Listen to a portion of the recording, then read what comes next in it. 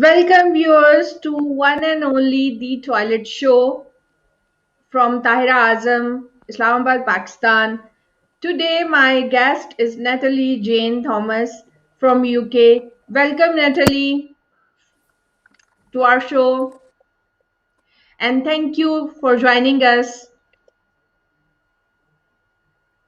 Hi everybody. Sorry, the signal was really poor.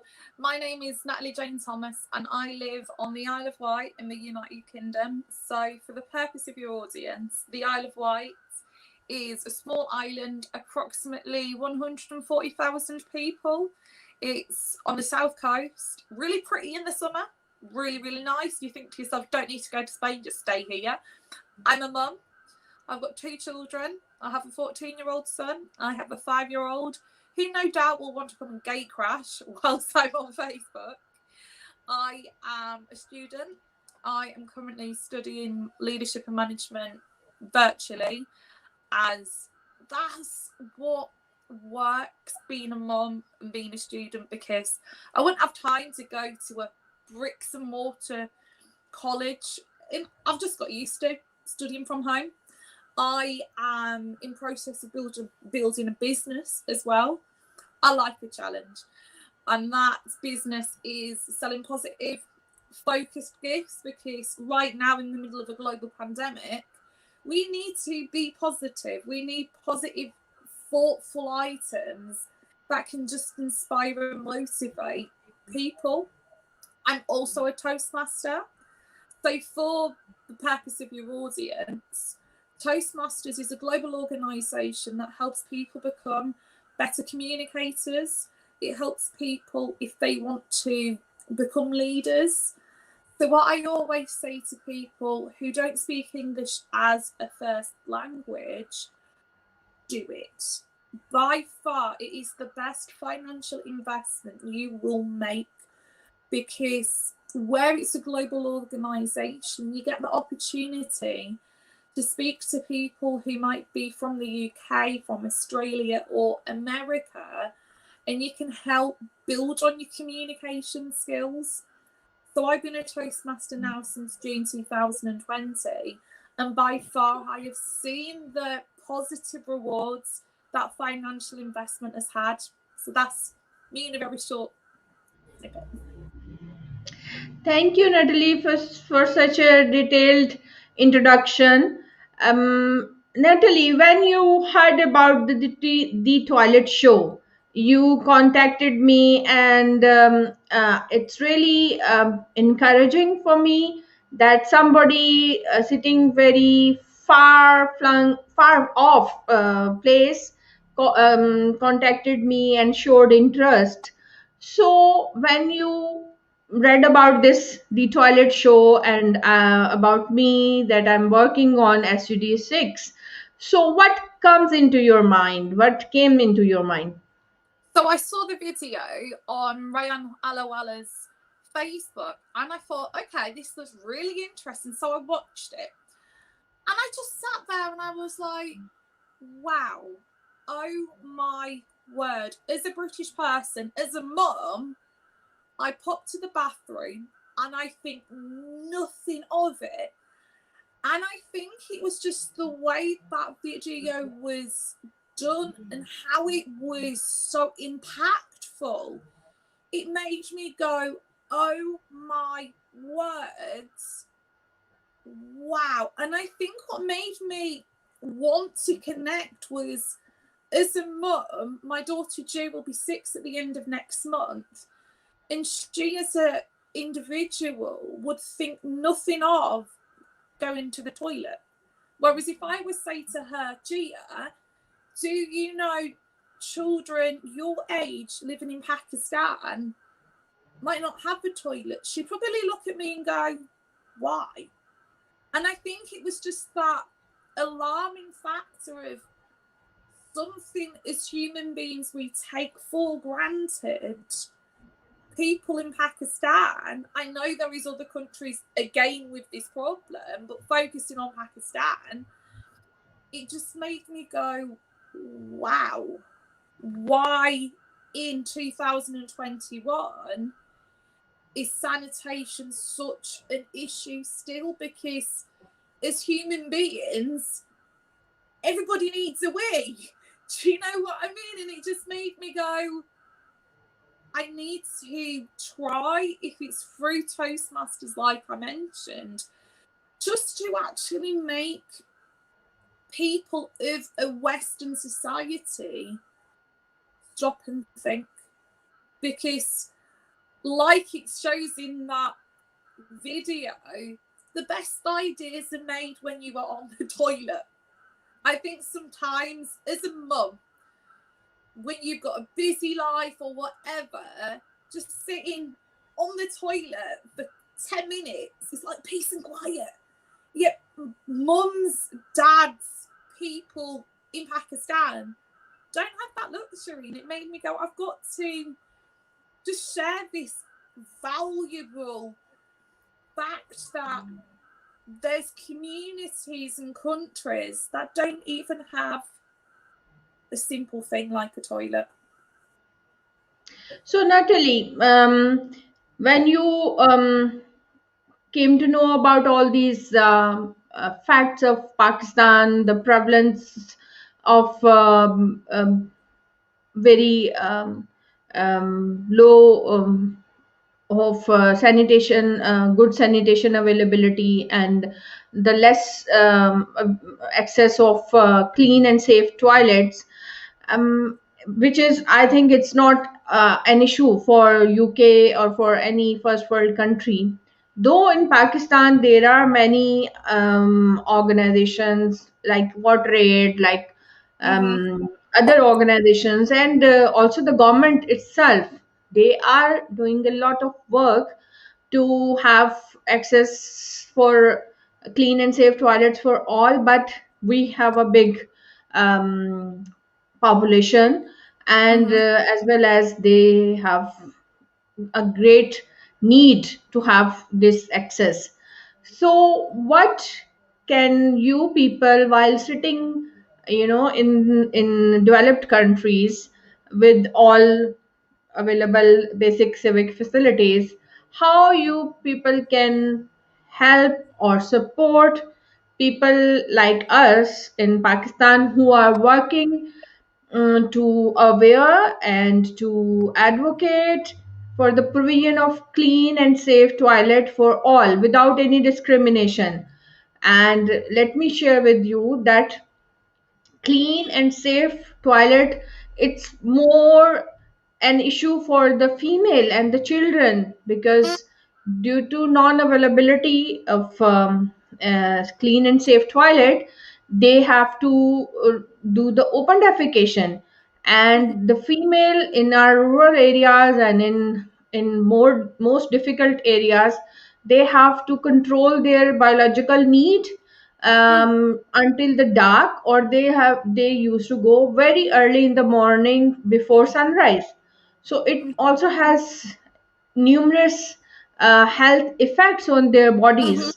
So it creates health issues for those women, girls, and elderly women, and also for the children. Though our men also suffer, but somehow it's something, it's acceptable, or it's general perception that men can have, anywhere they can defecate.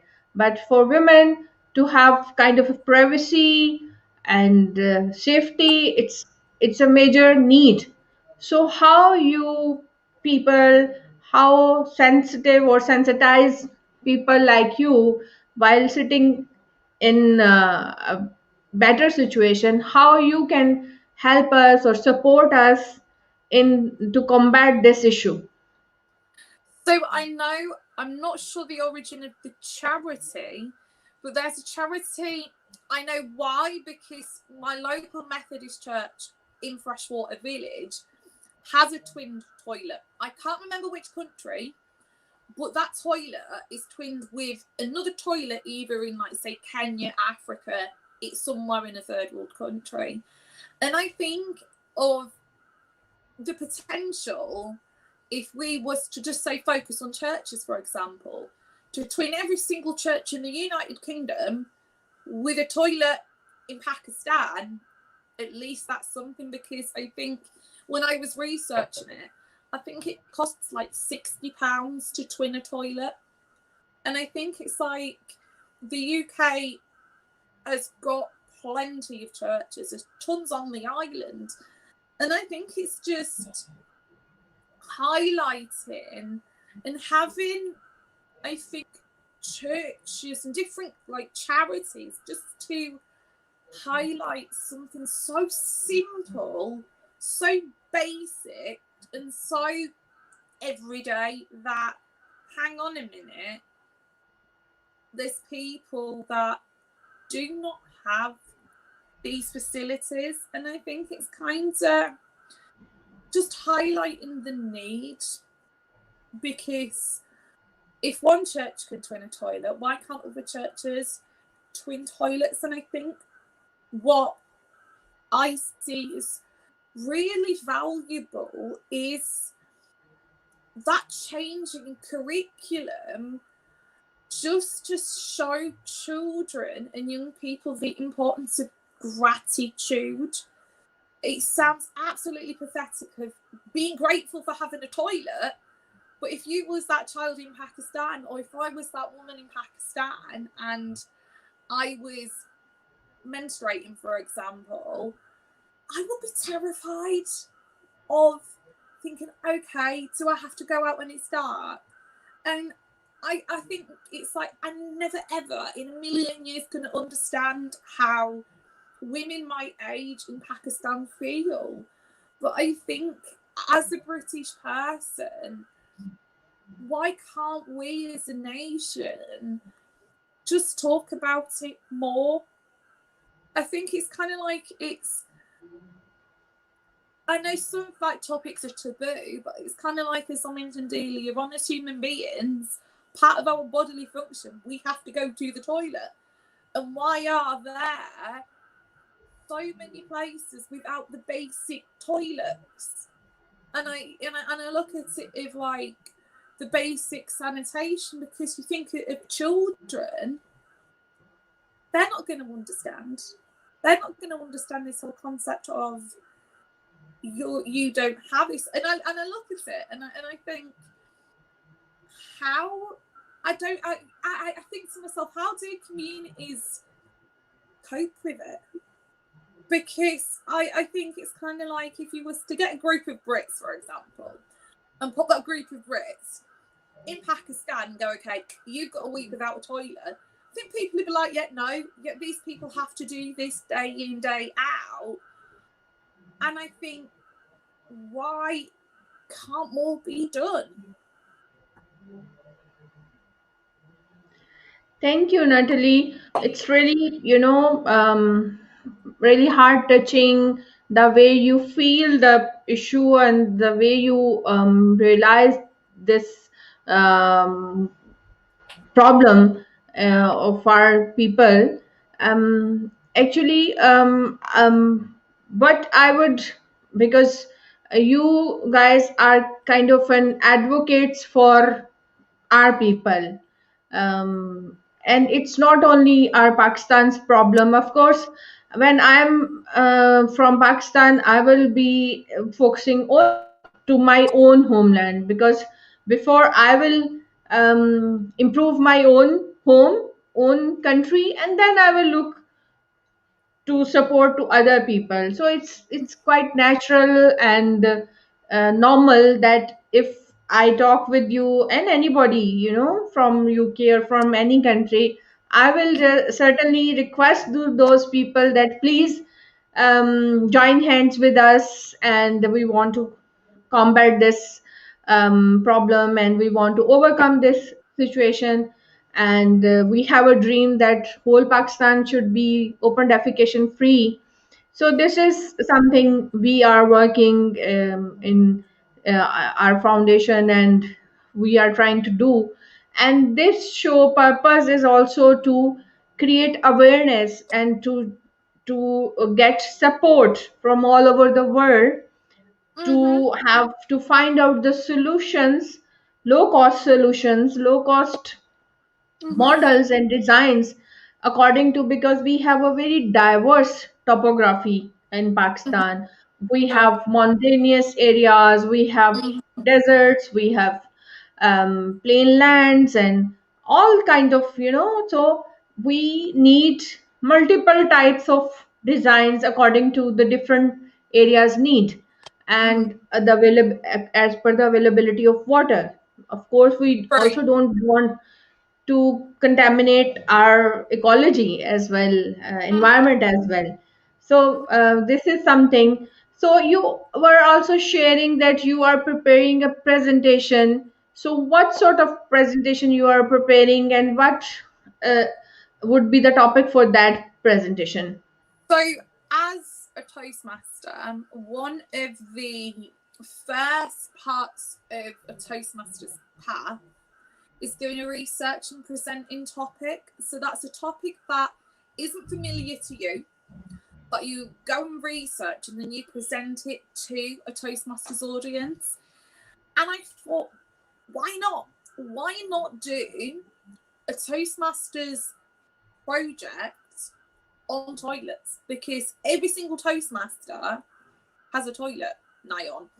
Do you know what I mean? And it's just what I want to try and do with the impacts that I'd like to make is just people just to go the next time they go to the toilet, just to stop and think of, okay, I'm grateful for having this toilet because people in other countries don't have that. So if I can just make them think differently, I've made that impact that I'd like to achieve. Because I think the thing that COVID has brought out globally is different countries' struggles, because COVID has affected every single country nigh on this planet. And I think now we've got this opportunity to build on these connections, because for the first time we've all been impacted by the same thing. And I look at it and I think, okay, now is the time that these countries should start to really highlight things like lack of toilets, because moving forward in the new normal, the world's not going to be what it was back in 2019. Economies have been absolutely destroyed. Family finances have been destroyed. Yet, based on a Brit, for example, a British family might not have a lot of money, but they'll still have a toilet. That toilet will still be there. Do you know what I mean? But it's kind of like, which that focus it on Pakistan, there isn't going to be that toilet there. And I think it's kind of like just making people think differently about the future is my ultimate goal through this Toastmaster speech that I'm working on. Natalie, after your degree, what you are thinking that, as you also shared that you are also working or running a company. So, what kind of your future goals are? I think my future goals are just to help as many people as I can, because I was reading, I think it was probably on Rehan Facebook, about success. And I, as an individual, I think because of the connections that I've made with people in Pakistan and, like, say, different parts of Africa, success in my eyes isn't about how much money you've got in the bank. If you've been able to plant a seed of hope in another individual, that's success. And I think it's kind of like, if I can somehow make more British children appreciate a toilet, Bob's your uncle, I'll be happy. Because Jim always, like, she runs up and she's like, Mummy, I'm going to have a wee. But I'm kind of like, if I was to say to her, Gia, did you know children in Pakistan might not have a toilet? She'd just look at me as to be like, there'd be a blank expression. But I think it's kind of like moving forwards. I think there needs to be a bigger highlight of cultural differences, of the respect of what we all take for granted. Because I think it's like, I was having this conversation with somebody earlier on about poverty in the UK, and I think people say, yeah, they ain't got a new TV or they ain't got new trainers, yet people in the really deprived parts of Pakistan can't even wash their hands with clean water. And it just makes me sad. Do you know what I mean? Because it's like, I wouldn't think any different of going and washing my hands, yet these people can't even do that.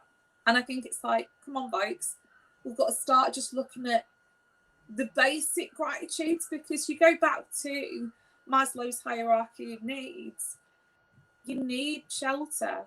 You need all of these basic things, yet these cultures don't even have that. That is So my Natalie,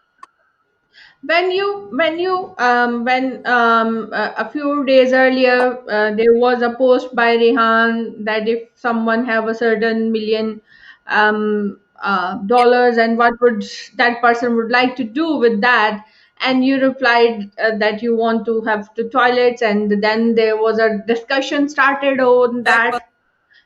So how did you feel about that discussion? And you clarified, and then that person. This is kind of also a kind of a misconception. Let me share with you. Yes, we have, Alhamdulillah, a lot of mosques in our country, and with mosques we have the toilets, but the problem is that most of the time those toilets are locked. They open only for the prayer times, for people to do the wuzu, to do the ablution, yeah, and then they are closed. And most of them, if they are open, they are not in a good condition. So that, and those toilets are mostly used by the men. Usually, um if a women need to use that, it's something, it's a kind of an, it's a that it's not a common practice, or it's not looked at, somehow it's looked weird that if a woman using the mosque toilet. So we yeah. have Mm-hmm. 51% women population in Pakistan, so we are more than men. And at the same time, we don't have enough public toilets Mm-hmm. for women in public places, and the ones who are available, majority of those public toilets, even in the offices, even in the markets, even in, so it's really difficult, it's really hard. So Mm-hmm. it's the same in Pakistan. The people who are living in big cities, who are somehow privileged, who have all the facilities, for them it's also something, they don't accept this reality that there are thousands and, thousands of people in our country who don't have access to the basic, very basic type or design of latrine. So how did you feel on that discussion? That was very interesting. I think it was kind of like, it was interesting, I've got to admit. But then I looked at it and I thought, I can't remember now how I made my first connection with somebody in Pakistan. I can't remember. I think it might have been July last year. And in a way, it's kind of like, I've been learning about Pakistan 6-7 months now.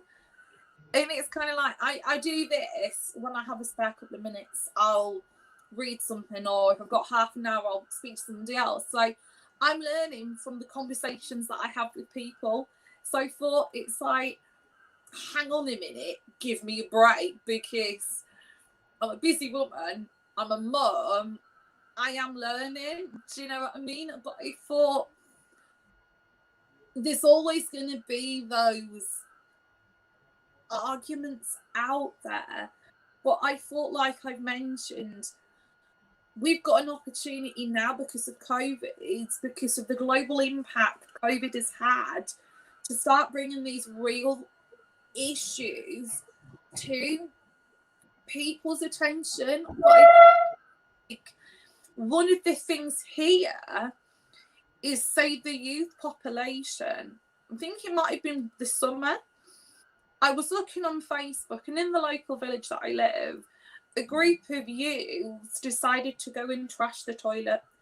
And I just think to myself, why?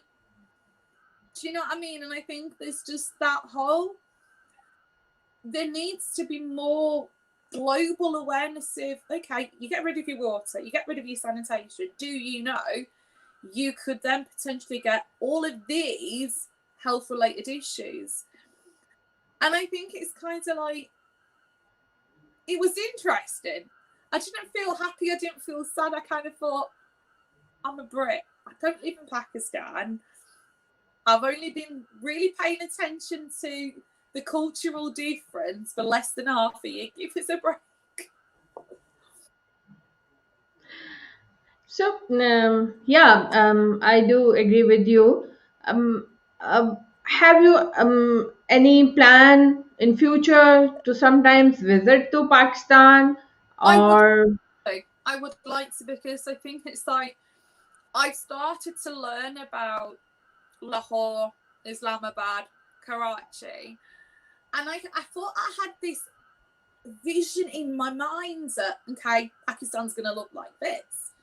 Yet when I looked actually on Wikipedia and I looked at like different pictures, I was like, wow. And I think it's like the general consensus of the people I've connected with, people in Pakistan are so intellectual. It makes me go, yes, I might not be of that faith, but why can't I go and experience a different culture? Because at the end of the day, you look at it, people who live in Bradford, Manchester, Birmingham are of a Muslim faith, and they might have family in Pakistan. So why can't there be this bigger connection of people that want to learn different cultures? Because I look at it, some of these cultures have just got such a different way and approach to everyday life. And I think to myself, who knows, in the future there might be a way like Pakistani people go day to day, and I might be like, I'm going to try that, and it might work. Yeah, it might not be something that I would ever have thought of, if you know what I mean. Thank you, Natalie, for your valuable time and very interesting thoughts. My viewers are with us, and thank you to our viewers for being with us. And keep in touch. I would love to host you when you visit into Pakistan, and I would request you to please spread this message of love to the UK people, that we love you and we respect you, and we need and we seek support from you. It's not only in terms of that we want some financial support, because moral support, information sharing, and experience sharing, it's much important than the financial support. So Completely. let's I feel that I have a great supporter in UK in your shape. So thank you, Natalie, for joining my show and giving your valuable time. Thank you very much. It's really pleasure to talk with you.